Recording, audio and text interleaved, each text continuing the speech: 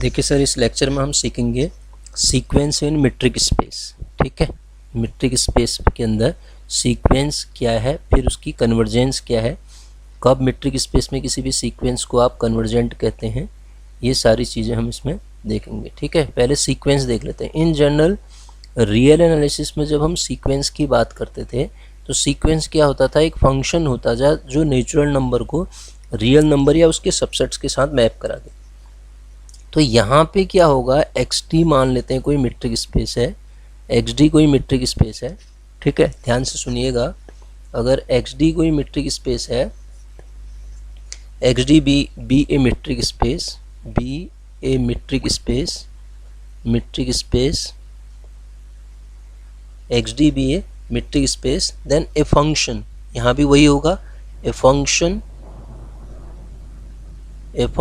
कहाँ से कहाँ होगा, यहाँ पे function F such that natural number से कहाँ होगा, एक्स के अंदर। वहाँ क्या होता था, वो जो रियल नंबर काम करता था ना, वो रियल नंबर यहाँ पे कौन काम करेगा, कैपिटल एक्स, क्योंकि स्पेस कौन है यहाँ पे, कैपिटल एक्स है।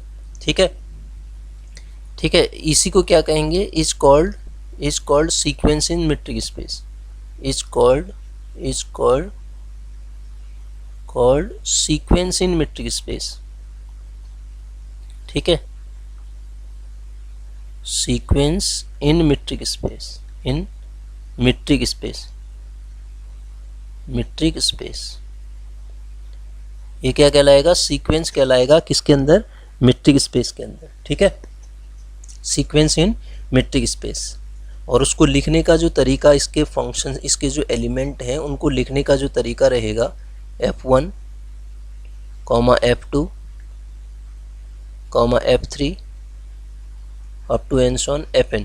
ठीक है, जिसकी या इसको पूरे को हम इस तरीके से रिप्रेजेंट कर देते हैं Fn, सीक्वेंस का नोटेशन, ये nth टर्म है। ठीक है, Fn is called nth term of sequence, where, मैं लिख देता हूँ इस बात को, where Fn is nth term of sequence, nth term of sequence। ठीक है, Fn क्या हो जाएगी, nth टर्म हो जाएगी इसकी सीक्वेंस की। ठीक है, अब इस सीक्वेंस को हम xd के अंदर सीक्वेंस को लिखना चाहें तो किसी भी सीक्वेंस को xd के अंदर अगर मैं लिखता हूं तो कैसे लिखी जाएगी, xd के अंदर वो लिखी जाएगी आपकी xn से, xn कोई सीक्वेंस है कहा मैंने तो, और xn nth टर्म है तो ये क्या है, x1, x2 डॉट xn। ऊपर fn क्यों लिख दिया है, क्योंकि वो टर्म स्थिति यहाँ भी वही है। ठीक है, अब हम चेक करते हैं कन्वर्जेंस क्या होती है, मीट्रिक स्पेस के अंदर कन्वर्जेंट सीक्वेंस क्या होती है, कन्वर्जेंस ऑफ सीक्वेंस चेक करते हैं। क्या चेक करते हैं, कन्वर्जेंस ऑफ सीक्वेंस या कन्वर्जेंट सीक्वेंस, कन्वर्जेंट सीक्वेंस।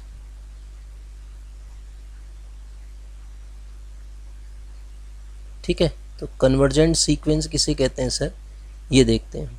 ठीक है, तो ध्यान से सुनिएगा, कन्वर्जेंट सीक्वेंस क्या है। अगर हम कन्वर्जेंट सीक्वेंस की बात करें तो सबसे पहले तो कन्वर्जेंट सीक्वेंस को मैं आपको रियल एनालिसिस में समझाने की कोशिश करता हूँ। हम वहाँ पढ़ते थे रियल एनालिसिस में, limit n tends to infinity पे यदि an बराबर l आ जाए तो हम सीक्वेंस को कन्वर्जेंट कहते थे। मैथमेटिकली इसको कैसे कहते थे, किसी दिए गए एप्सिलॉन के लिए epsilon greater than 0, for all epsilon greater than 0, ये for all epsilon greater than 0, for all epsilon greater than 0 an minus l mod is less than epsilon for all n greater equal than m। अगर ऐसा हो जाता है, मतलब एक natural number आपको ऐसा मिल जाए, ये हम बात कर रहे हैं, ये है आपके पास, जब आप इसको सॉल्व करेंगे यहाँ से आप क्या पाएंगे कि जो है आपका L बिलोंग करेगा an माइनस एप्सिलॉन और an प्लस एप्सिलॉन के बीच में। कैसे आया ये, क्योंकि मॉड की डेफिनेशन क्या होती है, इसका मतलब जो होगा आपका an minus l is less than epsilon होगा, इसका मतलब ना माइनस एप्सिलॉन से एप्सिलॉन के बीच में लाई करेगा। तो ए एन को निकालोगे तो ये क्या हो जाएगा, एल को निकालोगे तो आप A N minus epsilon less than L less than A N plus epsilon, है ना। सॉरी मैंने क्या लिख दिया है, ए एन प्लस एप्सिलॉन, यही तो होगा, ए एन प्लस एप्सिलॉन।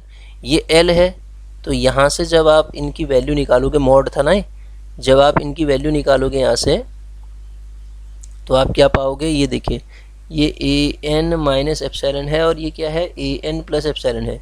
तो एक नंबर m ऐसा आपको मिल जाए, उससे बड़े नंबर के लिए सीक्वेंस के टर्म आपस में नज़दीक आते जाएं। ये सारे सीक्वेंस के टर्म हैं, ठीक है। बाकी डिटेल में हम इसको रियल एनालिसिस में पढ़ चुके हैं, ठीक है। तो अगर इनके बीच का गैप इस स्ट्रिप के अंदर, ये स्ट्रिप कौन सी है, ये वाली स्ट्रिप ए एन माइनस एप्सिलॉन और ए एन प्लस एप्सिलॉन की स्ट्रिप है, ठीक है। इस स्ट्रिप के अंदर होगा क्या कि आपका ये जो वैल्यू होगी, इसकी वैल्यू, मैंने कुछ गड़बड़ नहीं किया, L minus plus L minus epsilon A N जो होगा सीक्वेंस के टर्म, यहाँ पे ना एल की बात नहीं करेंगे, कुछ गड़बड़ लग रही थी ना डेफिनेशन। ये ए एन जो है आपका बिलोंग करेगा एल माइनस एप्सिलॉन और एल प्लस एप्सिलॉन के बीच में। ए एन के टर्म, ये गलत हो गया, एल माइनस, ये एल था ना, ये L minus epsilon L plus epsilon आएगा, ठीक है, गलत हो जाएगा वो। तो ये जो आपका ए एन है, ए एन जो है एल माइनस एप्सिलॉन और एल प्लस एप्सिलॉन के बीच में लाई करेगा, ठीक है। ये था, ये ज़रा सा गड़बड़ होगी, मैं इसको दोबारा से समझाने की कोशिश करता हूँ आपको। सही डेफिनेशन सही है, वो मॉड खोलते समय मैंने ज़रा सा कुछ गड़बड़ कर दी।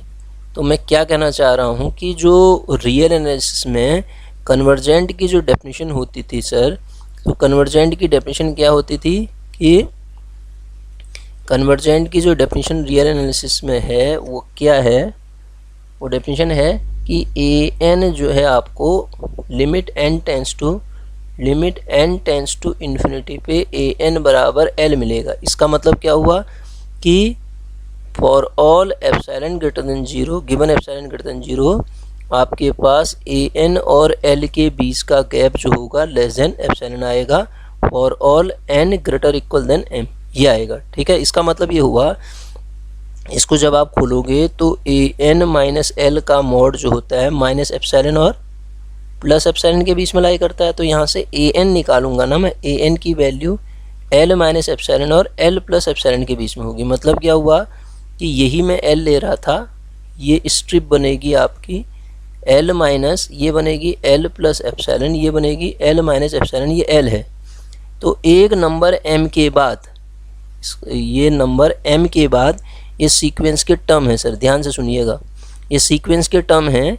तो ये सीक्वेंस के टर्म इससे पहले तो बाहर भी जा सकते हैं, लेकिन जैसे ही आप आगे को जाओगे तो इनके बीच का गैप कम होता जाएगा इस नंबर m के बाद। हाँ, ये अगर आप कोई m ऐसा ढूंढ पाओ इसके बाद इनके बीच का गैप घटता जाए और एक समय ऐसा आए इसी पे कॉन्साइड कर जाए, ये यही कह रहा है डेफिनेशन, यही तो कहती है ए एन माइनस एल का गैप जो है बहुत छोटा है, यही तो कहती है। किसके बाद, इस नंबर m के बाद, इस नंबर m के बाद। तो आप कह देते हो आपकी सीक्वेंस क्या है, कन्वर्जेंट है। कहाँ, रियल में, रियल एनालिसिस में कन्वर्जेंट है। लेकिन हम बात किसकी कर रहे हैं, मीट्रिक स्पेस की। तो मीट्रिक स्पेस में यही डेफिनेशन होगी, मीट्रिक स्पेस में जो हम मॉड ले रहे हैं वो डी से रिप्रेजेंट हो जाती है, D of A comma B या D of x comma Y लिखते हैं ना यहाँ पे। तो यहाँ पे ध्यान दीजिएगा, अंतर इतना आ जाता है, बाकी और कुछ नहीं, ठीक है। अब मैं डेफिनेशन, इसको मीट्रिक स्पेस में डेफिनेशन आपको समझाने की कोशिश करता हूँ कि मीट्रिक स्पेस में यही डेफिनेशन कैसे लिखी जाएगी। Let X D be a metric space, x D क्या है, X D be a metric space, ठीक है। एक्स डी क्या है, एक मीट्रिक स्पेस है, ठीक है। देन इस सीक्वेंस को किससे नोट करेंगे, एक्स एन से। इस sequence X N in X D metric space के अंदर is set to be convergent, converge to a point, ध्यान से सुनिएगा बात, to a point x belongs to x, यहाँ नई चीज़ क्या आ गई, जिस पॉइंट पे सीक्वेंस कन्वर्ज करती हो वो पॉइंट भी आपका x का ही होगा, क्योंकि r का काम यहाँ x कर रहा, मैं पहले ही बता चुका हूँ आपको, वो पॉइंट किसका होगा, x का होगा। ये कन्वर्जेंट इंपॉर्टेंट है यहाँ पे। कब, x belongs to x if for each epsilon greater than 0, for each epsilon greater than 0, प्रत्येक एप्सिलॉन जो कि ग्रेटर देन 0 है, देयर एग्जिस्ट, कम से कम एक, there exist a positive integer,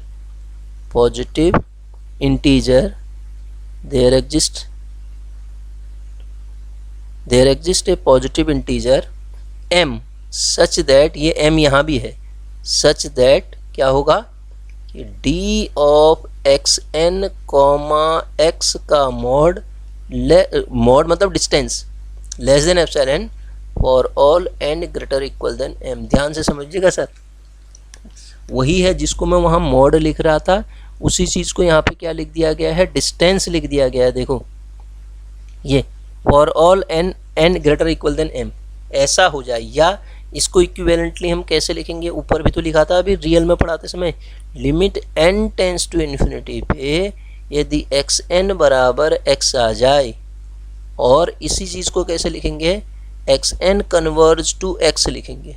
अगर आपको ऊपर वाली डेफिनेशन समझ में आई तो ये वही उसी का पार्ट है, ठीक है।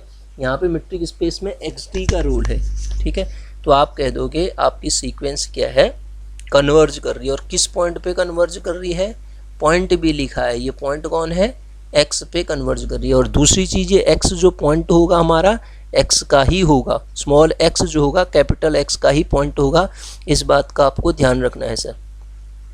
स्मॉल x जो होगा कैपिटल X का ही पॉइंट होगा। इसी डेफिनेशन को अगर हम इक्विवेलेंटली लिखें तो xn कन्वर्ज करता है, मैं कहूँगा x की ओर, कब, if and only if d of xn comma x tends to 0। इसका मतलब इनके बीच का गैप बहुत छोटा आएगा, डिस्टेंस बहुत छोटी, 0 की ओर कन्वर्ज करेगी। कब कन्वर्ज करेगी, जब n टेंस टू इन्फिनिटी। अभी पिक्चर बना के समझा रहा था ना मैं आपको, ये l है तो l माइनस एप्सिलॉन, इस नंबर के बाद कभी ऐसा आएगा कि सीक्वेंस और इनके बीच का गैप 0 की ओर जाएगा, मतलब गैप मतलब उनके बीच डिस्टेंस बहुत कम हो जाएगी। या इसी चीज़ को अगर हम मैथमेटिकली अब लिखते हैं तो इसको, जिसको हम फॉर्मूले में यूज़ करेंगे, D x N comma X minus 0 is less than epsilon, ये हुआ इसका मतलब, ठीक है। एज कब, एन जब इन्फिनिटी की ओर टेंड कर रहा है तो तब ऐसा होगा।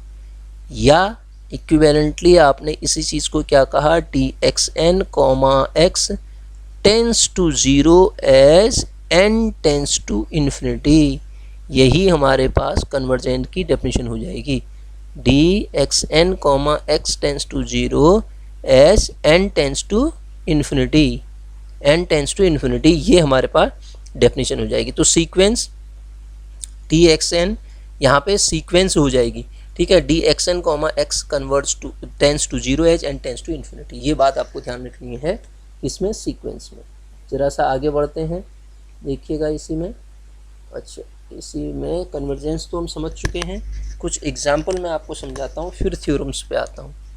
कुछ एग्जाम्पल समझाने के बाद आपको थ्योरम पे ले चलता हूँ मैं, देखिएगा।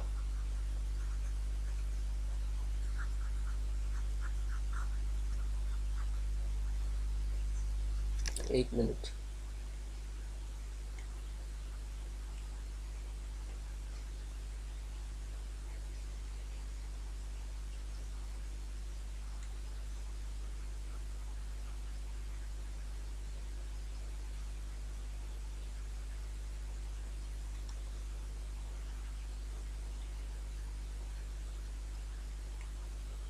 जी। अब देखिए कुछ एग्जाम्पल हम पढ़ते हैं यहाँ पे, कुछ एग्जाम्पल और देखते हैं जिससे चीज़ें हमें और समझ में आ जाए, ठीक है।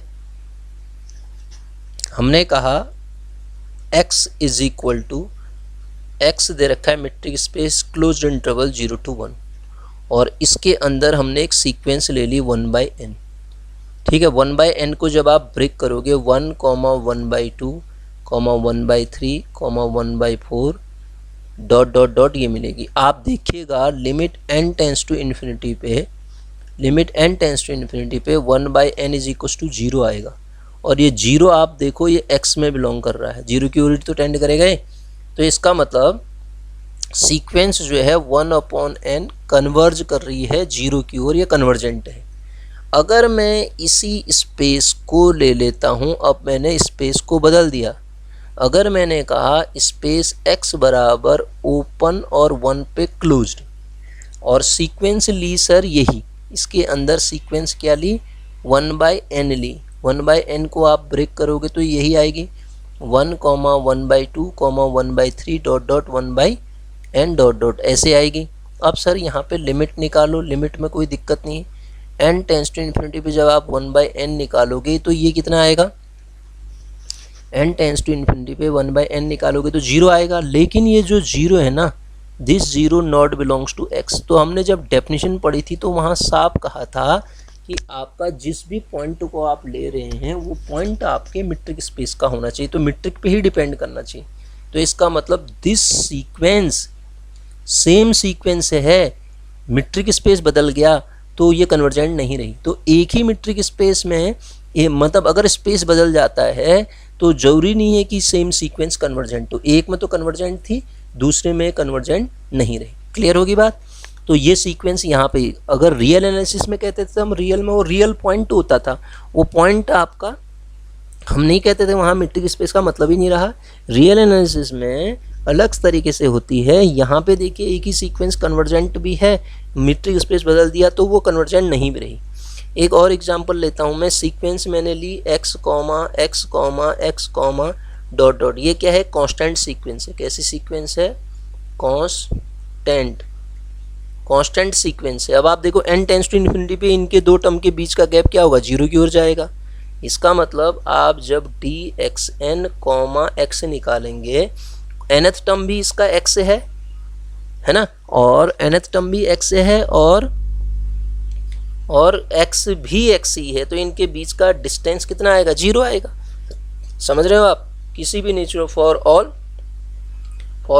n बिलोंग्स टू n ऐसा होगा तो आप कह देंगे कि किसी भी आर्बिट्री एप्सिलॉन ग्रेटर देन 0 को लो आप, ऐसा होगा तो ये कांस्टेंट सीक्वेंस हमेशा क्या होगी सर, कन्वर्जेंट होगी। तो हम कन्वर्जेंट की डेफिनेशन को समझ पाए, कन्वर्जेंट की डेफिनेशन ऐसे निकलेगी। अब आते हैं हम कन्वर्जेंट के बाद कुछ थ्योरम्स पे।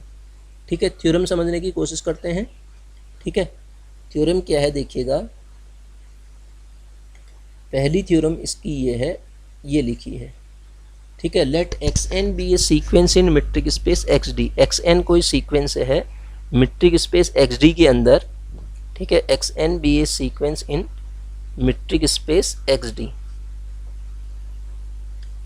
X n be a sequence in metric space x d के अंदर मीट्रिक स्पेस एक्स डी के अंदर एक्स एन सीक्वेंस है, x belongs to x, then x n x पे कन्वर्ज करेगा। देखिए x का ही कोई पॉइंट है, कब होगा ऐसा, if and only each open set u। अब ध्यान दीजिएगा, ये जो कहानी होगी, each open set u containing x, प्रत्येक ओपन सेट u जो x को कंटेन करता है उसके लिए एक पॉजिटिव इंटीजर m जरूर ऐसा मिल जाएगा यदि एक्स एन सीक्वेंस का n टर्म u में बिलोंग करता हो, करेगा for all n greater equal than m। अगर ऐसा मिलता हो तब तो आप कह दोगे आपकी सीक्वेंस जो है कन्वर्जेंट है। अगर ऐसा नहीं मिलेगा तो सीक्वेंस के कन्वर्जेंस की कोई गारंटी नहीं है। तो ये डेफिनेशन ही है, इफ एंड ओनली कंडीशन बोल रहा है तो ये डेफिनेशन हो जाएगी। अब बाद में हम इसको एज ए डेफिनेशन यूज कर सकते हैं। प्रूव करते हैं इसको। सबसे पहले आते हैं हम इसकी नेसेसरी कंडीशन पे। सर नेसेसरी कंडीशन क्या कहती है देखते हैं। ठीक है, इसकी सबसे पहले हम लिखते हैं नेसेसरी कंडीशन।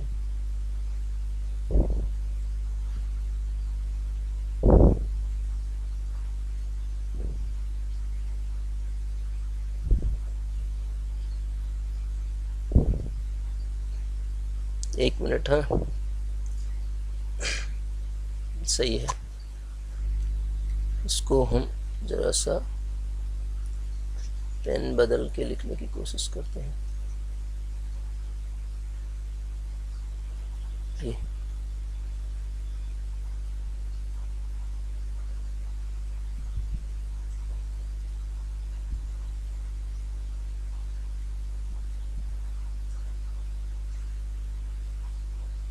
नेसेसरी कंडीशन हम देखते हैं इसकी, ठीक है सर। नेसेसरी कंडीशन लेके चलते हैं, ठीक है। क्या मान लेते हैं हमारी लेट एक्स एन जो है आपकी कन्वर्ज कर रही है एक्स पे, x n converge to x and x n converge to x and u be any open set, u be any open set, open set, u कोई ओपन सेट है किस तरीके का, u be any open set containing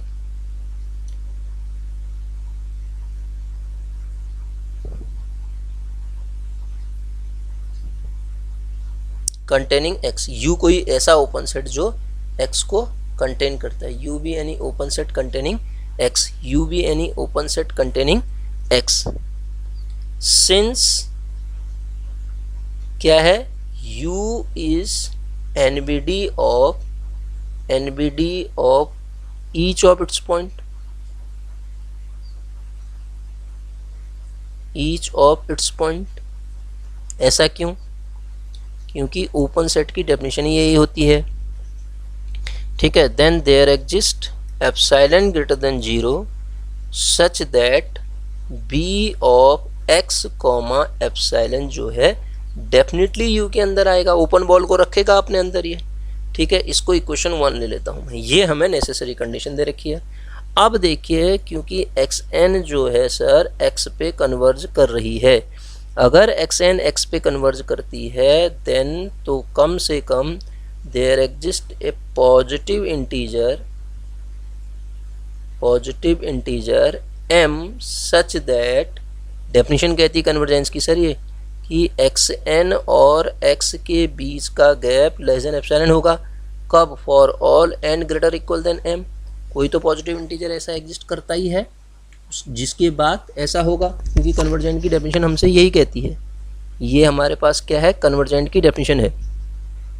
तो इसका meaning क्या हुआ कि ये लाइन को क्या मैं ऐसा बोल दूं, x n belongs to an open ball b x comma epsilon, क्योंकि इनके बीच का गैप बहुत छोटा आ रहा है, for all N greater equal than m, ठीक तो हो क्या, ठीक है। ये मेरे पास इक्वेशन 1 थी, ये मेरे पास इक्वेशन 2 होगी। अब देखो इन दोनों को जब आप कंबाइन करते हैं तो आप ये पा रहे हैं ना, एक्स एन जो है ये ओपन बॉल थी, एक्स एन बिलोंग कर रहा है यू के अंदर, ऐसा क्यों, क्योंकि एक्स एन जो है इसमें बिलोंग कर रहा है, ये यू के अंदर बिलोंग कर रहा है, ठीक है। For all N greater equal than m, तो यही तो प्रूव करना था मुझे।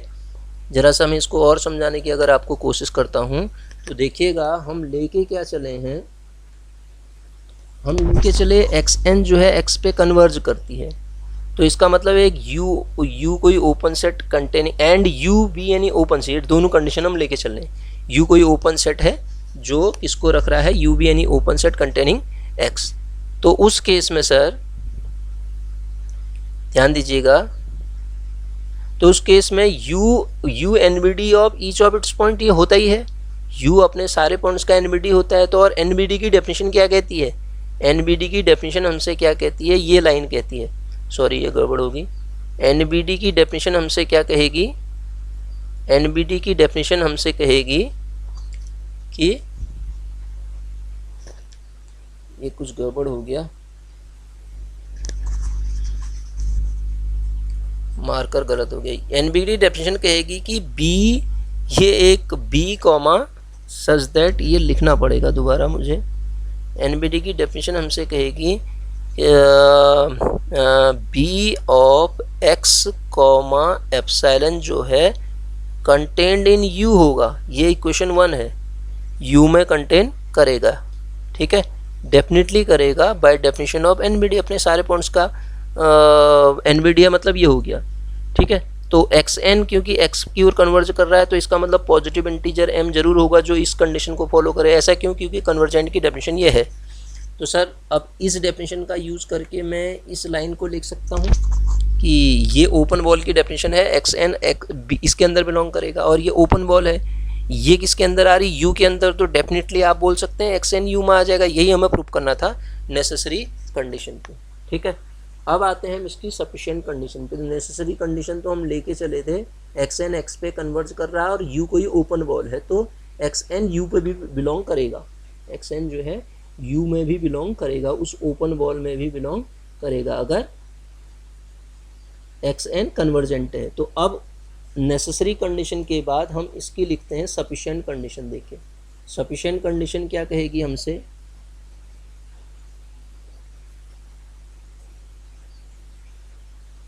सफिशिएंट कंडीशन हमसे क्या कहती है, सफिशिएंट कंडीशन को हम फर्दर डिस्कस करें तो सफिशिएंट कंडीशन के अकॉर्डिंग हम क्या कहेंगे, let you be any open set, ये एक ऐसा ओपन सेट है, open set containing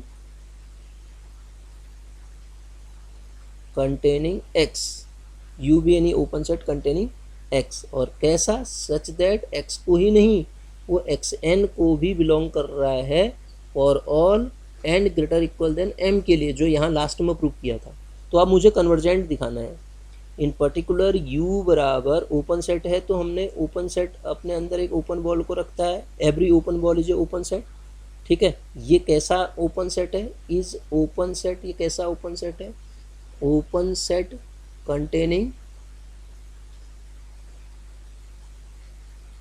containing x, ठीक है, सच दैट, क्योंकि मुझे xn बिलोंग्स टू पता है, ये xn बिलोंग्स टू पता है b of x comma epsilon for all n greater equal than m, ये लाइन वही तो कह रही है मेरे से। तो इसका मतलब, इसका मीनिंग यही हुआ कि xn और x के, ये डेफिनेशन यही तो कह रही है कि बीच का गैप लेस देन एप्सिलॉन होगा for all n greater equal than m। अगर आपने इतना प्रूव कर दिया तो सर इसी को तो कन्वर्जेंट कहते हैं। तो इसका मतलब यही लाइन तो मुझे कन्वर्जेंस के बारे में बोलती है। ये जो लाइन है इसी लाइन से हम पहुंच पाए कि ये कन्वर्जेंट दिखा रही है। तो इसका मतलब ये हुआ कि xn जो है x पे कन्वर्ज कर रही है, मतलब limit n tends to infinity पे xn बराबर x आएगा for all n greater equal than m। ये लाइन नहीं भी लिखते हैं तो ये इसका मतलब यही हो गया, मैथमेटिकली उसको उस तरीके से हम रिप्रेजेंट कर पाएंगे, ठीक है सर। तो ये थ्योरम थी एक और थ्योरम हम देखते हैं इसमें, ये है थ्योरम अगली, so that in sequence metric space xd can not converge to more than one point. अब कन्वर्जेंट तो हम पढ़ चुके हैं, तो ये कहता है अगर कन्वर्जेंट है तो कन्वर्ज करती है तो केवल एक ही पॉइंट पे कन्वर्ज करेगी। हम इसको कॉन्ट्राडिक्टरी मैट्रिक्स से सॉल्व करेंगे। हम मान लेंगे नहीं साहब वो दो पॉइंट्स पे कन्वर्ज कर रही है, हम ऐसा कंसीडर करके चलेंगे। फिर अपनी कही हुई बात को अगर गलत साबित कर देते हैं तो हमारी थ्योरम प्रूव हो जाएगी। लेट कर लेते हैं हम, लेट इफ पॉसिबल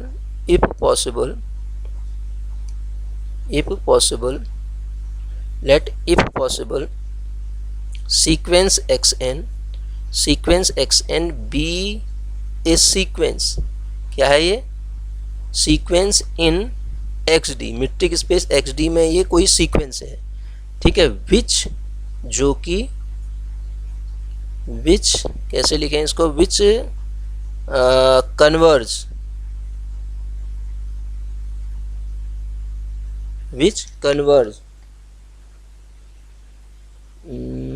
GE होता है ना, सही लिखी, CONVERG, converge to two points, मान लेते हैं वो 2 पॉइंट्स पे कन्वर्ज कर ले, 2 पॉइंट्स, और वो 2 पॉइंट कौन कौन है, x, y, जो कि x के ही होंगे। ये बात ध्यान रखनी है, मेट्रिक स्पेस में जिस पे कन्वर्ज करती है सीक्वेंस वो पॉइंट हमारे किसके होते हैं, x के ही होते हैं।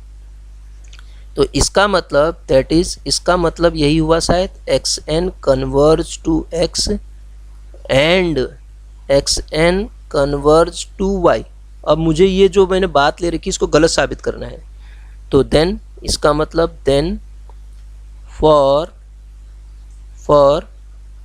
Any epsilon greater than 0, any कोई भी एप्सिलॉन लो, फॉर ईच होता हो, देयर एग्जिस्ट पॉजिटिव इंटीजर।